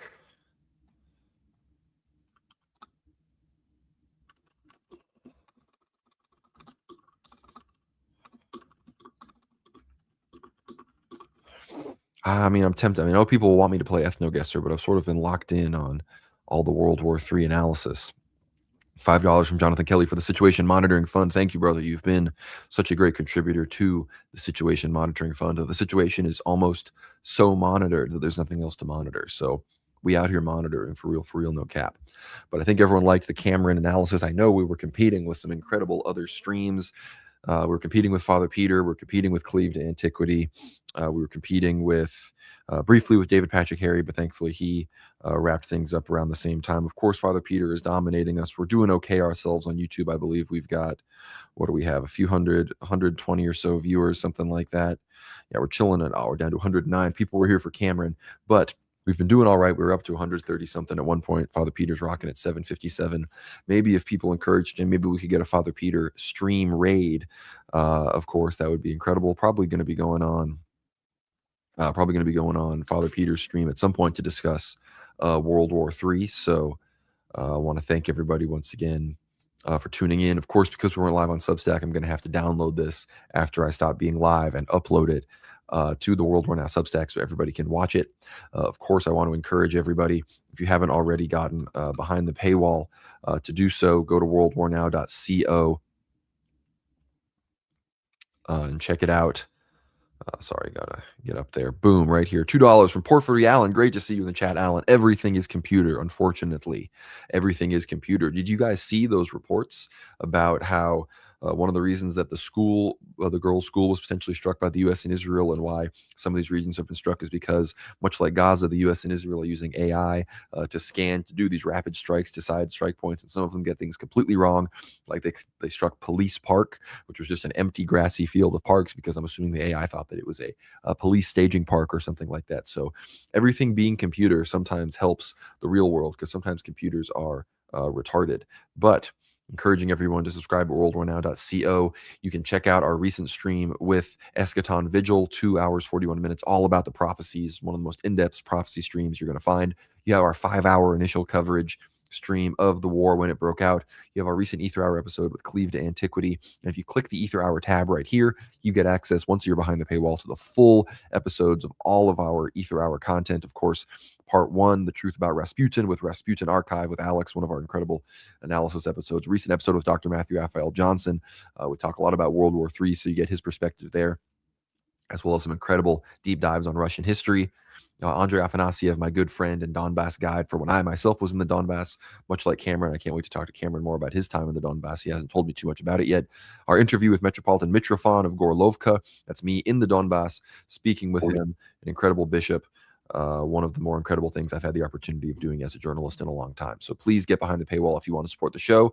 If you want to keep supporting, you're already behind the paywall and you want to donate, please give to the World War Now Buy Me a Coffee. If you go to buymeacoffee.com/World War Now, which I can share in the comments here for anybody that wants to donate. It is greatly appreciated. We've gotten some incredible donations, especially from Alan, super supporter, somebody who appreciates the work we do, so has decided to put his money where his mouth is, and I cannot thank him and everybody else enough. Someone says Ether Hour is the only content I pay for, and I think it's a great deal. $7 a month for massive episodes every week. You also get access to premium Discord channels, so check the link down below and get access to the World War Now Discord. And if you're behind the paywall, you can be in the channels, the exclusive channels, chopping it up with Dimitri and I and all the other show guests, because most of them are also in the server. But we've been going for about an hour and 40 minutes. I'm checking the news, seeing if I've missed anything. Obviously, Cameron and I discussed some of the more recent developments, the F-15s that are being shot down. I'm of the opinion that 2 have been shot down on top of the 3 that have already been shot down by Kuwait. That seems to be the perspective right now. But I think now is about, all right, people want me to play Ethno-Guesser. I'll do it. We'll play some Ethno-Guesser. 1 round. We didn't do it the earlier stream, so we'll do it now. You've heard it here first, folks. But you gotta let me have a bit of a small snack. Share the stream and play Ethno-Guesser. I don't want to do it to no viewers. So share the.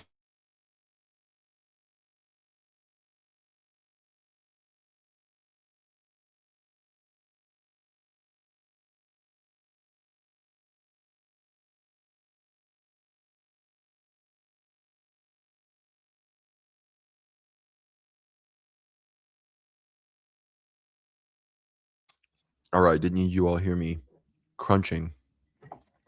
But we're ready to go.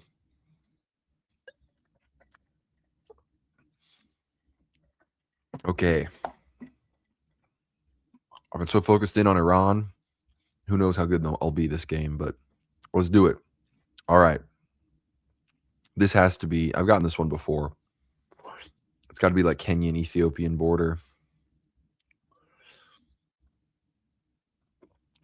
I think this one's pretty easy. Shouldn't even hesitate. Close. You just go I had it. All right, 4,761. Solid. All right, let's keep it up. 5Ks only. 4,000s plus only. Let's not get below 4,000. Oh. These ones are always so hard. I feel like I've had this one before. And I can't remember if it was farther. I remember it being either way farther west or way farther east than I thought it was. So I'm going to need chat's assistance on this one. Are these Turks? Are these Bulgarian, Romanians? Are these Macedonians? You know, Pontics? Are these maybe even Georgians of some kind or some other kind of... They're giving Black Sea vibes, if I'm being real.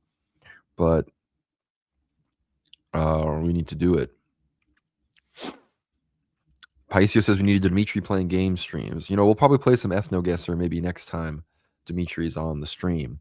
Syria seems like it could be legit, but I don't know if these are Kurds, because, I mean, if not, then they, I don't know, maybe like Latakians or something, but Circassians, I don't know. Some people are saying maybe Bulgarian. I could maybe see Circassians. It does, I mean, you know, Caucasia does make sense.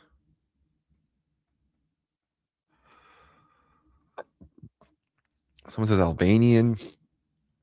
No, I don't think so.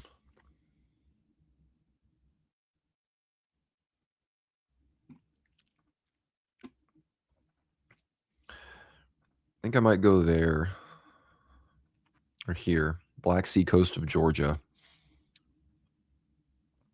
But there's a chance this is just like in Romania. That's my fear, is that I'm supposed to be going like here. But maybe it'll all clump together. Airbrushing. That was one of the most interesting conversations I've ever heard. Well, thank you. Cameron is an incredible guest. I think we have good conversations, and hopefully maybe we'll film some IRL content next time we link up. People are saying Turk. I could see it, but you know, maybe there or here or something. I think I'm going with this. We'll see how it plays out. All right, we did it. Yep, I had a feeling it was going to be Black Sea. So Anatolia, Armenid subtype of Anatolia with deneroid features. The core population lives in West Anatolia. So we're back. Solid average score so far. Okay. I believe these are... these are Papuans, right? I think we've established this because the guy looks super Asiatic, whereas the woman looks like African. Or maybe it's not Madagascar, was it? Was this Madagascar? Someone's got to remember this one because we've had it before. It's got to be somewhere here. What is everybody thinking?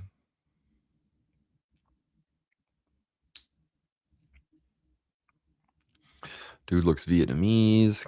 Kind of. Needing some help on this one, folks. You know, Madagascar seems possible, but I'm really more inclined towards some more of this. But I don't know. Not a lot of help in the chat for this one, so here we are. Malaysia, yeah. The woman just looks so African, but I think I might be going Malaysia for now. All right, let's lock it in. All right. I guess it's more Indonesian. Toalids. Should have just gone on Sumatra. The easternmost vaded type, usually shorter skulled, oldest living type of Sunda Islands. All right, we still have all above 4,000 this round, so good guesses, everybody. All right. Oh boy. This has to be like Pakistan or something. Anyone tell me where in Pakistan or India I should be going here?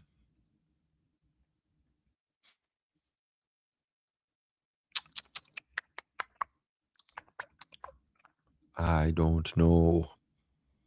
But these are some kind of Surjanis. I don't know, something. Hindu Kush.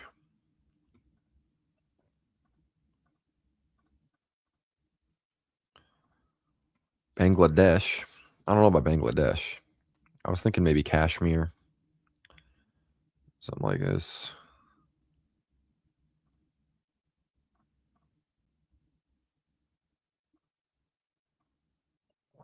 Someone said Calcutta. It's all the way on the other side. So where do y'all think? Up here or here? Those are, I think, the two options we're going with.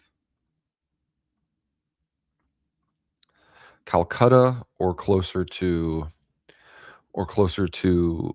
Kashmir. Those are the guests. I need people in the chat to voice their opinions on those two options. Let me know. I'm gonna not select till I get some input here. I can't go out on. I have to, disperse blame for my incorrect guess. People are saying Calcutta. I don't know though. They look. I think I'm gonna go with this one.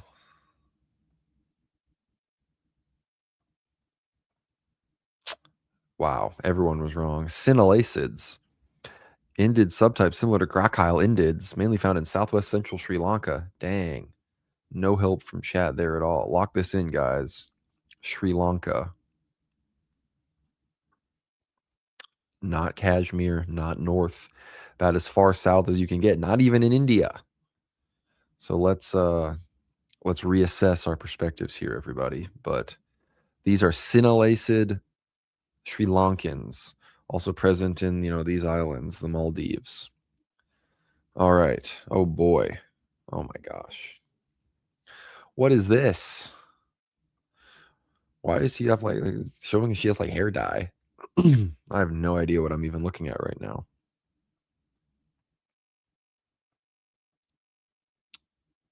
Goodness. Is this like some of this or some of this?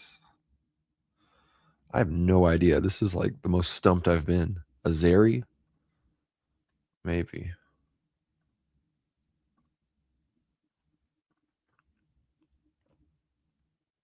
Azeri, Persian, Kurd, North African. Okay, there's a pattern emerging, but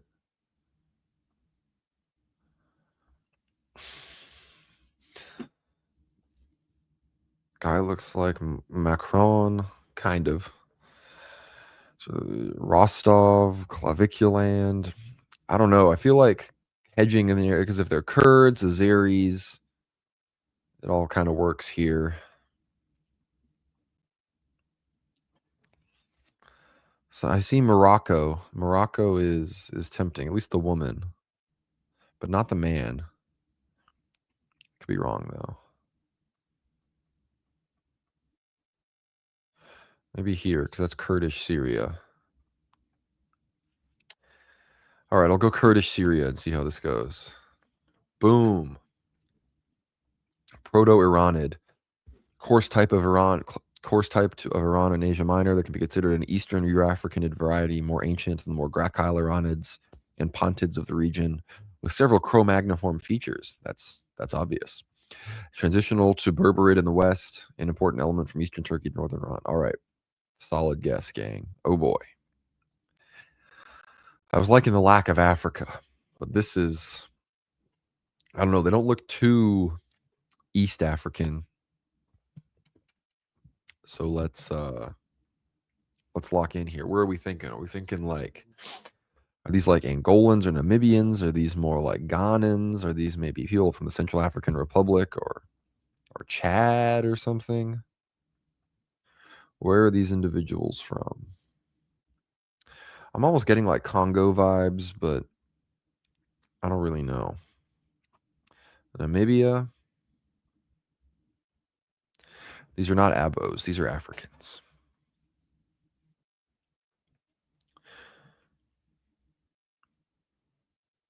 I don't know though. These, as far as I can tell, these could be almost anywhere except like here. They could even be in Tanzania. So I'm just excluding Madagascar, Ethiopia, Somalia. They could be from Chad. They could be, I don't know about Madagascar. They don't look like they have any. A lot of Madagascar is. Ooh, you're right. Someone's saying Fiji. That guy looks like Vijay Singh. Homie is correct. This could be wrong, but I'm gonna go with it anyway. Where's Fiji? Here we go. All right. We should have just gone Papuan, but you all were correct about it being not in Africa. So glad someone said Fiji, but they do look Fijian. I could have sworn that's what it was, but I guess we had to go more like New Caledonia. These are people from like Bougainville. Some of the, from Honiara and whatnot. So not our best guess, but we still got 1,100 points. Not too bad for an average. Melanesid variety, associated with ancient Wells-on-Bale culture, has sometimes been described as Bantuiform, although no close genetic relationship to Africans exist.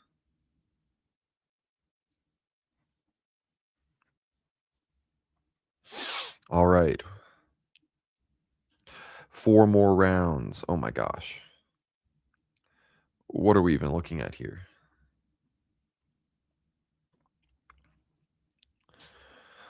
What are we looking at here? Like, where would these people even be from? Are these people from like the far north, Siberia, Canada? Or are these people from South America? Man, I don't know. Bolivian. Yeah, that's what I was thinking, something in Central South America. Yeah, I'm thinking the Bolivian-Peru border. I think that seems good. All right, let's lock it in. Boom. Solid 5,000.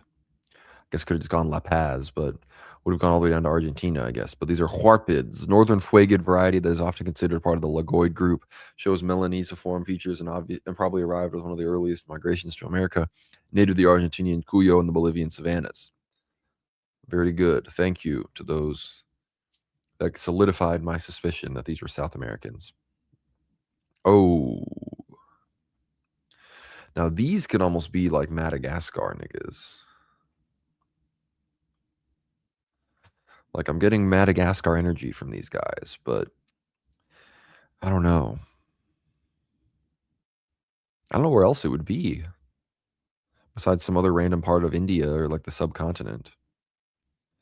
People were saying these are Mexicans.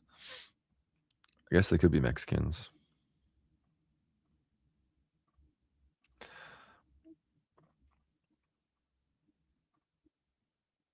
Guatemala. I don't know. The Guatemalans in this game generally seem darker.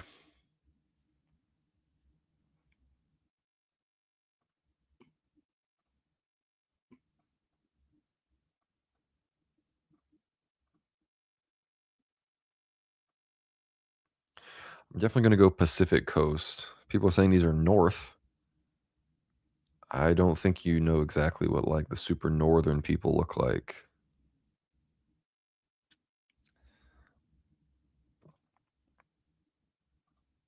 Far north or far south? I don't know about that. These are not like Inuits. I still think they kind of look like they could be from Madagascar, but I'm recognizing that could be wrong. No one's saying any specific regions either. These are not Native Americans. I don't know what you people think these are Native Americans.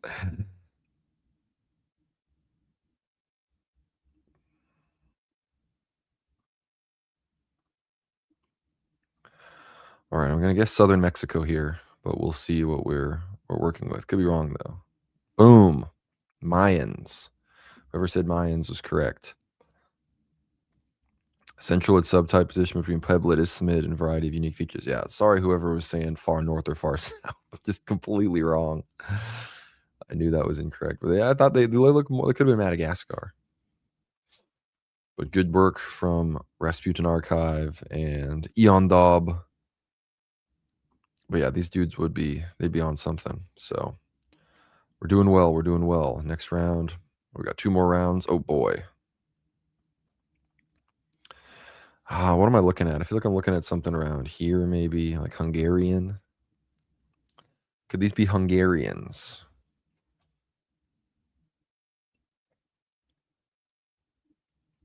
Polish?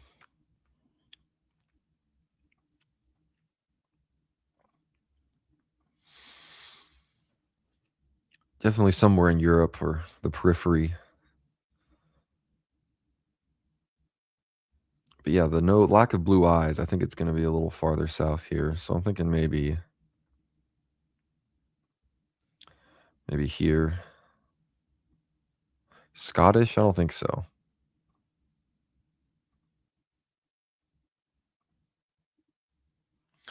I think around where Hungary, Romania, and Ukraine intersect is going to be where we go here. Oh, farther west, West Alpinid. Alpinid proper, historically found in the mountain regions of Western Europe. Still got 3,200 points, but could have gone farther west. I guess it would have worked in northern Greece as well. So interesting. Let's lock that into West Alpinid.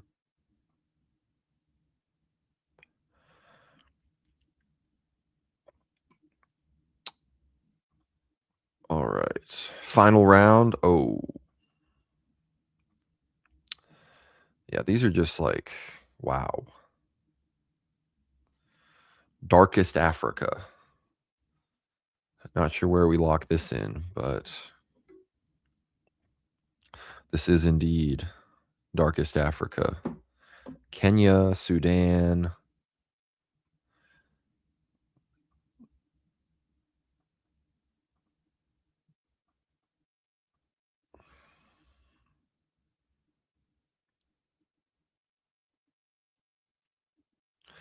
Yeah, I go South Sudan, Kenya border.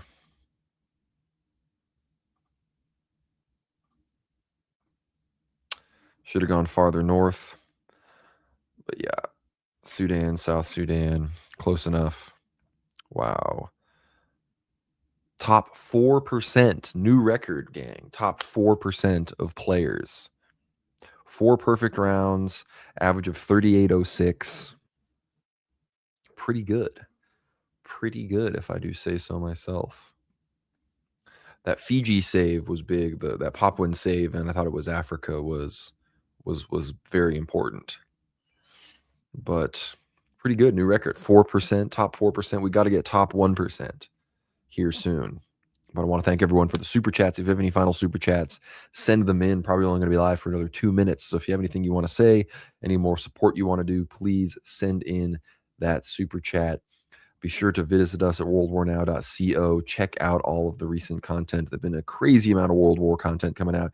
Tomorrow, I believe you will be getting Ether Hour episode 109 with Anthony Westgate, all about Epstein and a lot of the stuff, even including Epstein connections with the Iran war. So be sure to check that out at worldwarnow.co, dropping it in the chat right now. So become a paid subscriber tonight to not only support the show, but get access to the full Anthony interview the moment that it drops. Of course, if you want to continue to support us outside of just the World War Now subscription, go to the Buy Me a Coffee at World War Now at buymeacoffee.com/World War Now to donate and support, to give us everything that you can. If you haven't already liked this stream, please do so. Share the stream. Like, if you're on X, do the same thing. It really helps us out.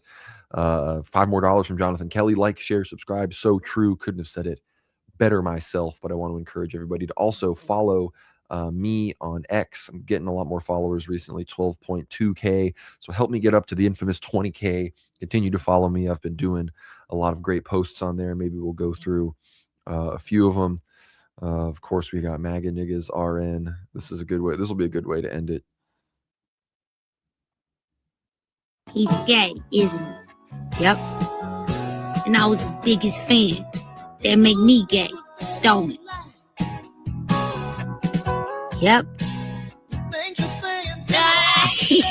He's gay, isn't he? Yep.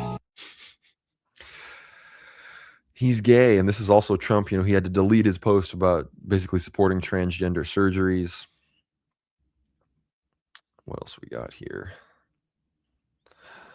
Yeah, you know, we'll watch a. In case you wonder why you want to watch the 5-hour clip, the 5 hours to shut some people down, because people want to unironically do the, if you're not neutral on this and if you're rooting for Iran, you support Islam over Christianity. Like, if you're saying that, you are such a Shabbos goy and Zog slave bot that you deserve to be ruled over. You deserve to have the Jews use you as a footstool, and you deserve to be treated like cattle, because you are.